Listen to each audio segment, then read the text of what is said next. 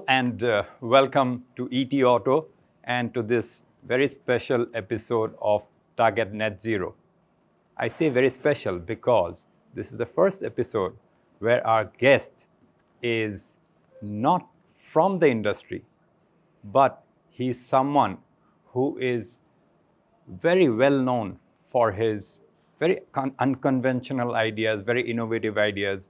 He's an innovator, he's an educator, and he is the real life Sonam Wangchuk, the main character of the 2009 film called Three Idiots, portrayed by Amir Khan. I'm talking about Mr. Sonam Wangchuk, who is the founder of Students' Educational and Cultural Movement of Ladakh and Himalayan Institute of Alternatives. Sonamji, welcome to the show, and thank you very much for spending your time. Namaste and hi.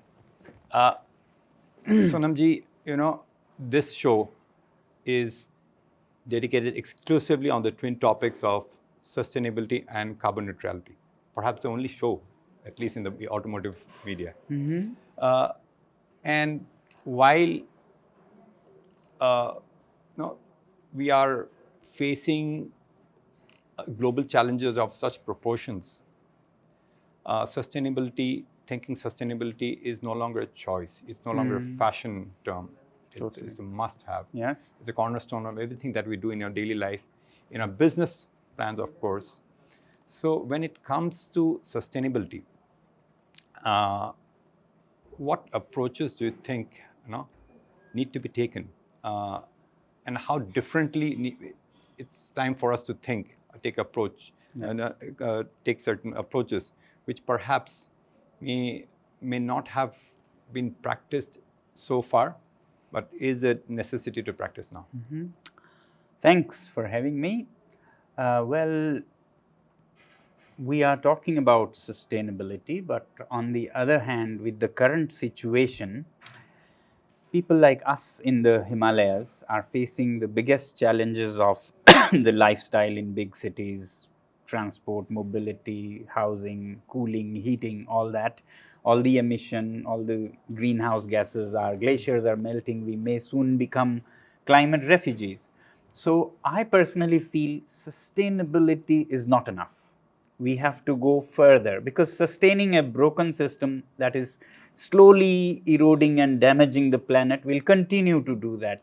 We need to heal the planet. So it should be about restorative methods, to heal it, to make it better than it is now. Therefore, the challenge is big. We no longer can do by just sustaining what's going on.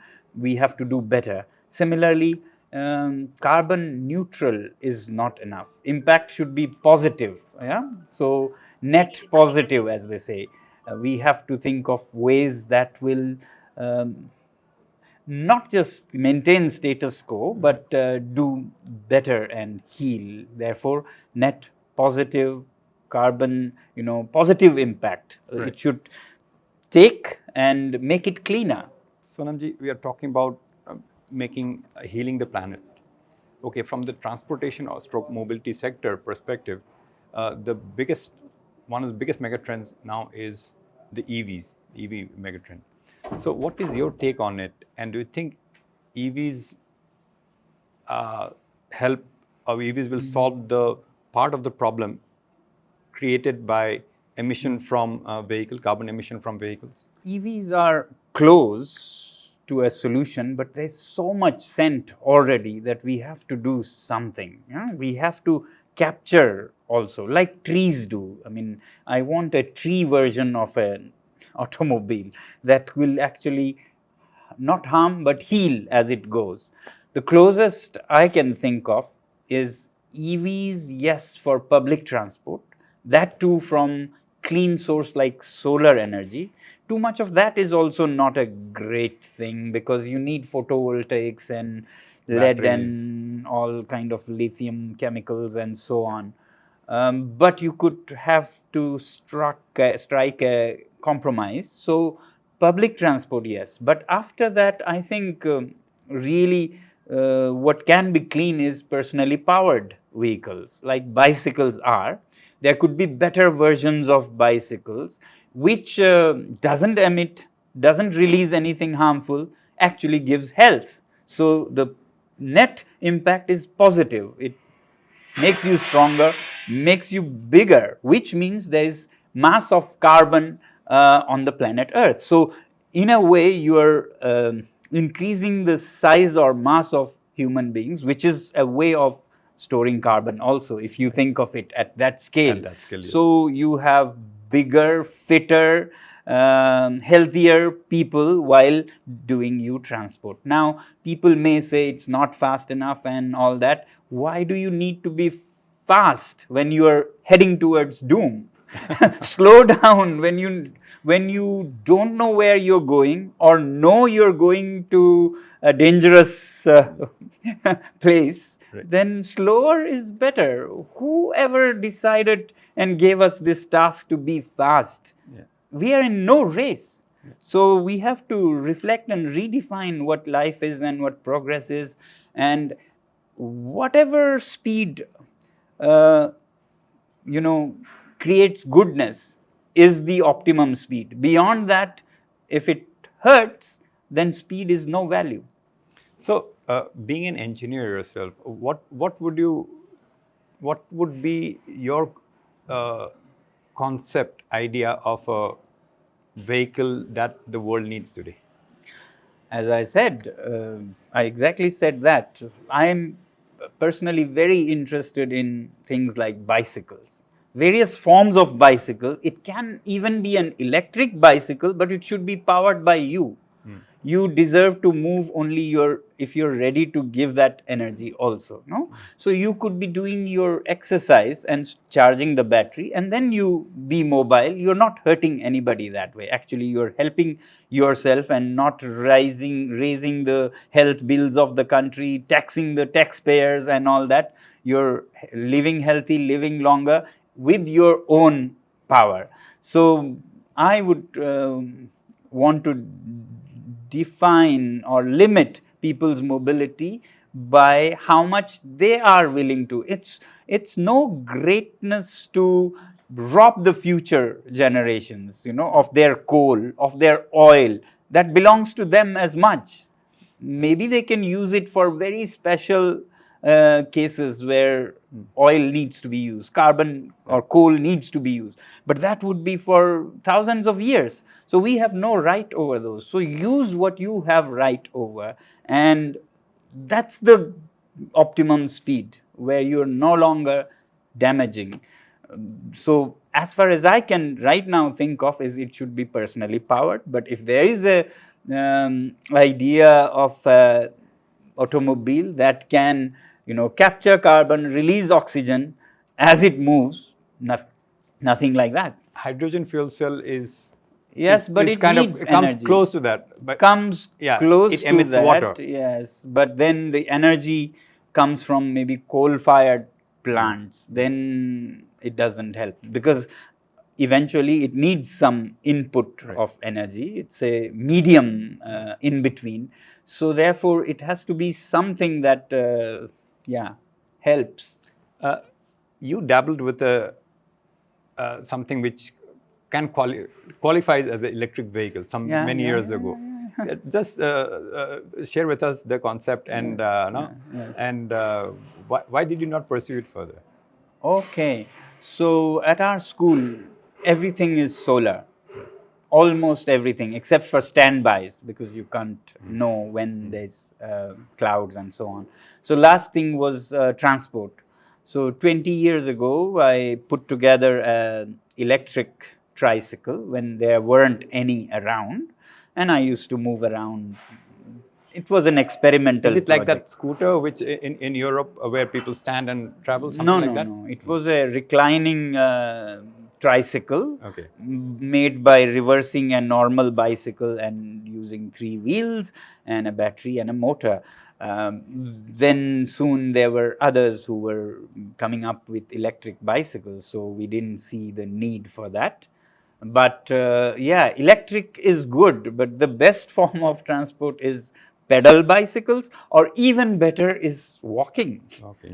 Slow it is, but why do you need speed when you're moving towards doom?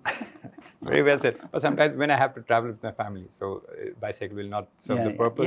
Yes. So therefore, we need to come up with more solutions. Yes. But only in such special cases. I mean, in an ideal world, I would think there should be family pedal-powered things. I mean, I really don't see, in the bigger picture, I don't see what this fuss about speed and all that is, when in the bigger picture you don't even know where you're heading towards. Absolutely. And what's your take on hydrogen? Because that's one. It's a beautiful solution for doing the same things. I mean, unless we want to radically change our lifestyle, it's a very good form of storing energy for long term. You know, EVs and others have their limited range and how long you can keep it. Hydrogen is like artificially making petrol, almost like that. You can keep the thing. Even military can use it. I mean, EVs I won't depend on in a war. First of all, I would say there shouldn't be wars. So work at that level. And if you have to for families or for emergencies, then have such things as, hydrogen is a solution that way to do the same things. And another option which is emerging is e-fuels or synthetic fuels. Like and the carbon neutral fuels. So that holds a good potential, I believe. Yes, all such solutions are great, but if we only think of doing the same, what would you call, extravagant, decadent things that you did during the so-called industrial revolution, when you thought coal is unlimited, oil is unlimited, now you find it is limited, but you won't give away your habits. You're addicted. It's like addiction. So you're trying to find other substances to abuse. Better come out of it and live a healthy life. Right. So you're saying then look at it holistically and redefine things, and which is required now, considering the global challenges that we are facing. Yes, I don't think it will go well with what industries want and so on, but I think industrial revolution warped our way of looking at life on this planet. Think of pre-industrial revolution, when everything was powered by ourselves, and that was something we can sustain eternally. Now, industrial revolution meant that from human power to animal power to fossil power. The only problem is, only two problems, is that one, fossil power is limited. Second, it has this devastating side effect. So therefore, it is no solution. So we better withdraw, how do you call it, de-drug ourselves of that accident in history where we met so much of coal and oil and thought this was the norm. So we don't have to stick to that. We should de-addict ourselves. And all the industry that tries to solve the problem of mobility, etc., what I think is, as long as we solve our needs, it's a good solution. If we create more problems in the pursuit of the solution, then it's hardly a solution. It was perhaps worse than the problem that we started with. Some of these solutions are worse. I mean, motor cars, with all the emission, etc., it doesn't even give mobility. I mean, who would have thought 100 years ago that the car that moves so fast actually moves at a walking pace in Bangalore in the evenings and mornings? So what value are we adding? I mean, each piece, yes, can move, but when we go wrong in how we manage life in big cities, then it's hardly doing that. All it's doing is same or a little faster than walking or bicycling. Bicycling would be faster, I think, in such times. In some of our metros, of course. Yes. And then, in addition to not having the advantages we thought it was to give us as a solution, it causes problems which are much bigger than what we started with when we didn't have cars. Today, 7 million people die of air pollution alone. We are actually killing. You understand? So, if right to life was really implemented, these should be banned. These are weapons of mass destruction. So, we have to have a relook at what was hoped and where it's going. In fact, there were some efforts and also trials of air-powered engines, compressed air-powered engines. And in fact, one of the companies, Tata Motors, had also joined and did some R&D on that. But something like that would be, I think, No, these are all in between mediums, no? To compress the air, you will need energy. Now it depends on where do you source it. If you source it from coal-fired power plants, then it is equally bad. If you do it from solar, little better. If you pedal and compress air for a week and then on the weekend go with your family, then it is all your power. The whole family could be doing their gym. Rather than wasting your energy and paying a big fee, you do your home gym generating compressed air, and you deserve that final journey with compressed air. So it depends on what source. Talking about power, talking about home, I believe you practice what you preach and have a sustainable practice sustainability in your home architecture also, and in terms of meeting your thermal needs. Yes. So tell us more about it. So I see these parallels of the automotive industry and housing sector. Automotive industry gets all the flag for being polluting, emissions and so on. Yeah, actually, it is a contributor to, of course, but it is not the only one, but it's perhaps the most visible one. Huh? It is visible and takes most of the blame, but housing sector is bigger. So, in a place like Ladakh, where it's so cold, people burn so much to heat. In a place like Delhi, where it's so hot, people use so much fuel to cool. So, it's similar in a way to this industry. But how we solve in Ladakh, we live in one of the harshest, thermally most challenged places. But again, using natural materials like mud or soil to build the house, which can be recycled eternally, and then using sun to power it, we generate no carbon, no emission, no pollution. Not only that, these houses actually absorb all the pollution. So, to insulate the house, we get all the rags of say military, their used discarded sweaters, jackets, socks, we shred them and make them into insulation. So, it's actually net positive impact. Huh? Similarly, we rescue the straw that is burnt in Punjab, releasing so much particulate matter and CO2, we rescue it so they don't have to set fire to it. So, one fire cut there. When it comes to Ladakh and we make it into insulating blocks with Ladakhi clay and build a house that doesn't need fire, we cut another fire there. So, twice pollution emission is rescued and you live happier lives. So, it adds value to the planet while it takes all the garbage.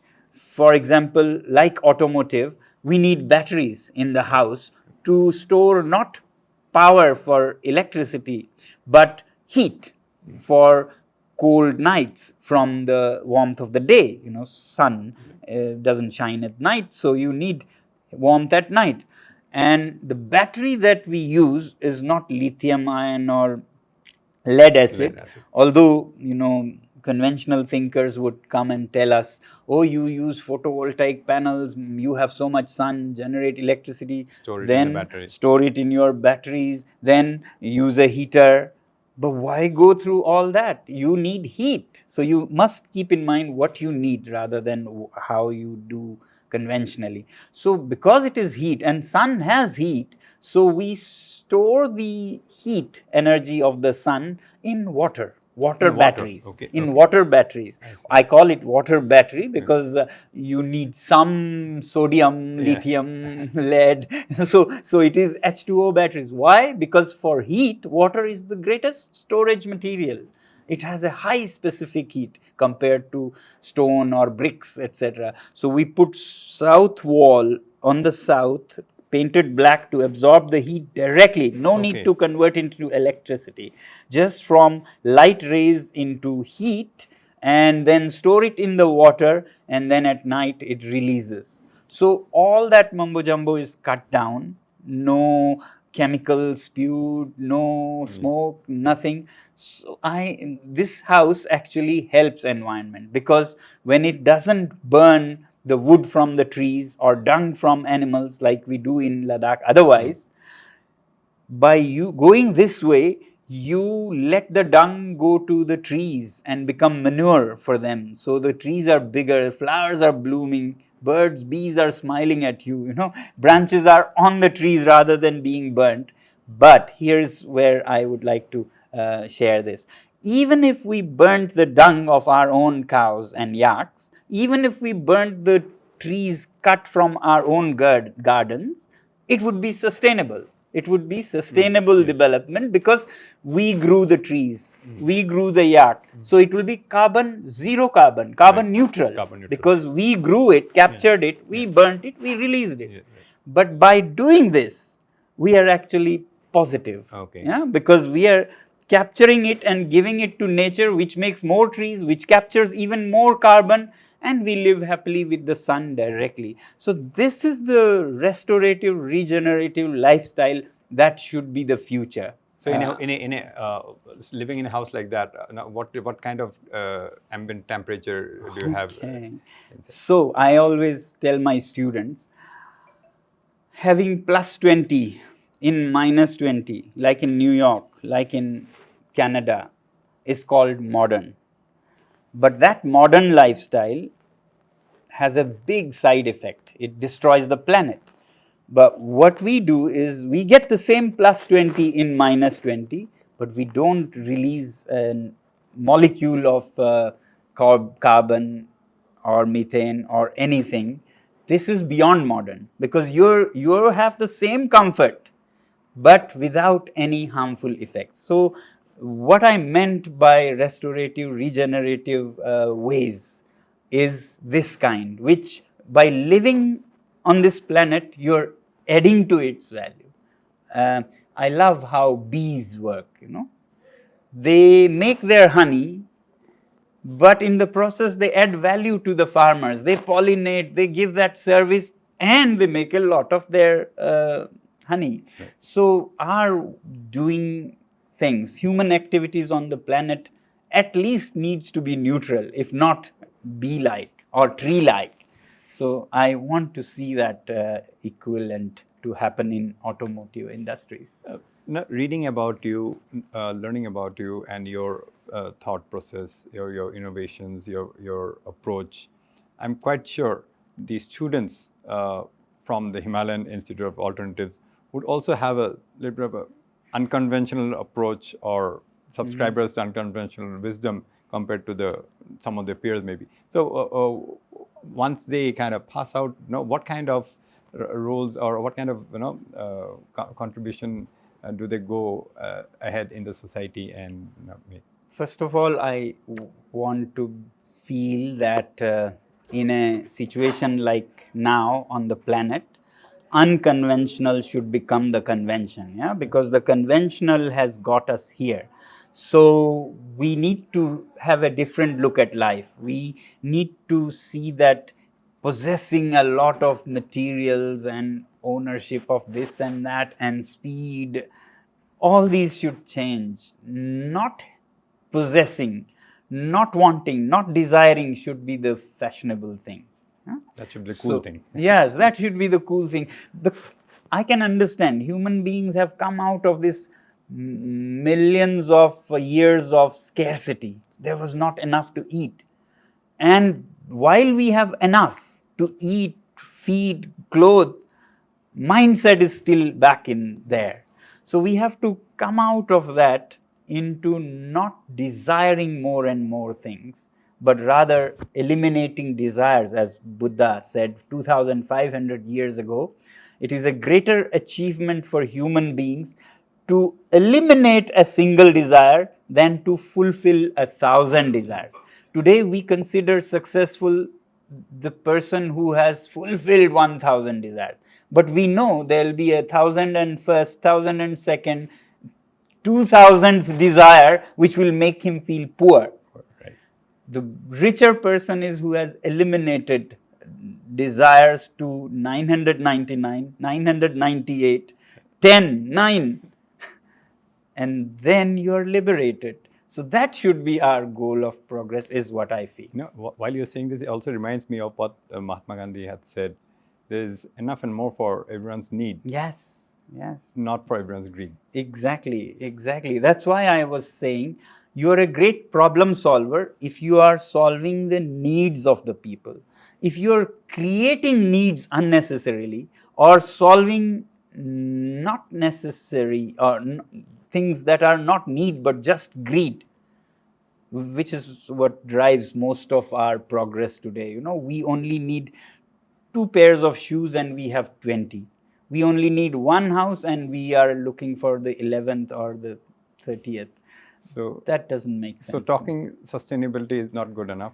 Practicing sustainability, and as you said, regenerating is the need of the hour and exactly. more. Exactly. When I talk about this, diminishing needs, etc., people take me as some socialist or some touchy-feely, new agey Baba. Or actually, I take it from modern economics.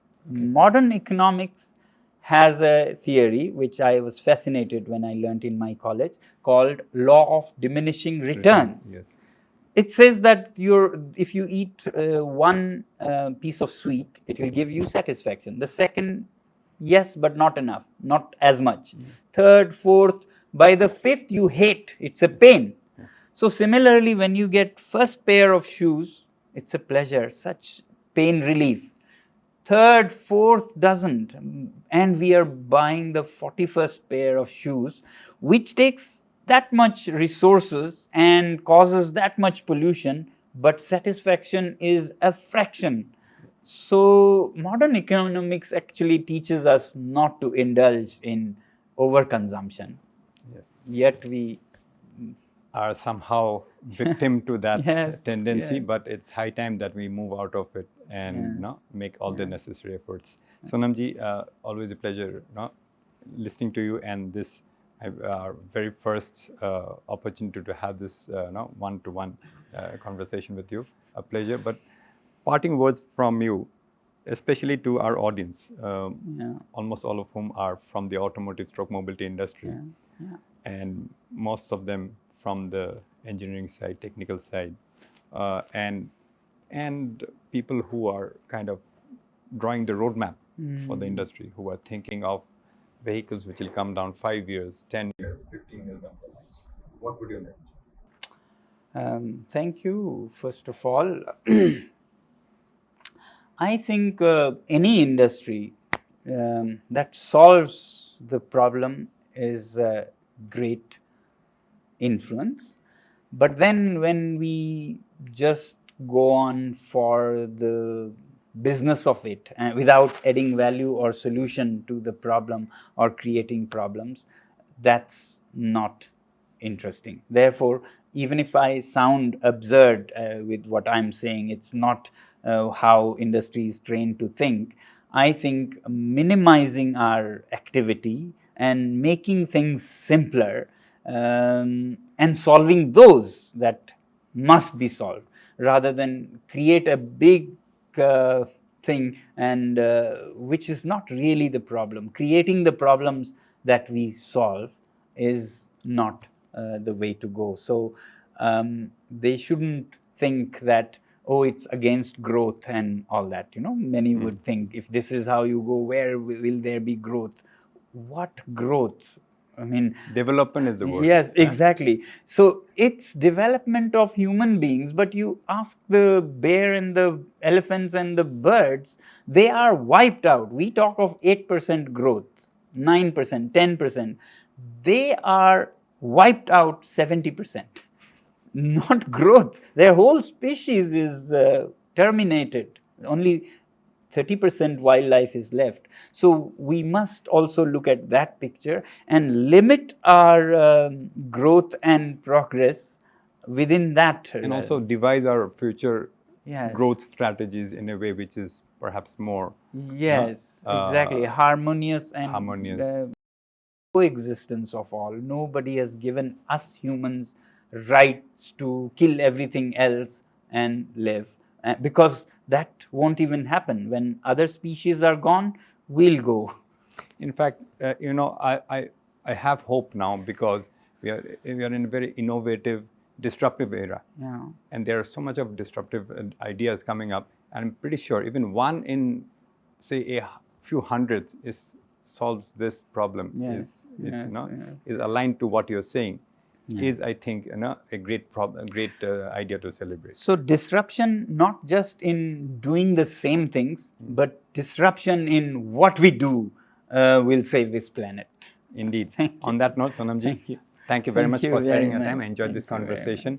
And ladies and gentlemen, viewers, I hope you enjoyed this conversation with Mr. Sonam Wangchuk, an innovator and educator who has really made a name for himself and made a lot of influence with his very, very innovative and some very crazy ideas. So many more to come from him, of course. And I'm pretty sure you would have also his thoughts, his words, his comments would have also triggered that or encouraged you to think, as they say, out of the box and come up with innovative ideas which the world needs today and for a better tomorrow.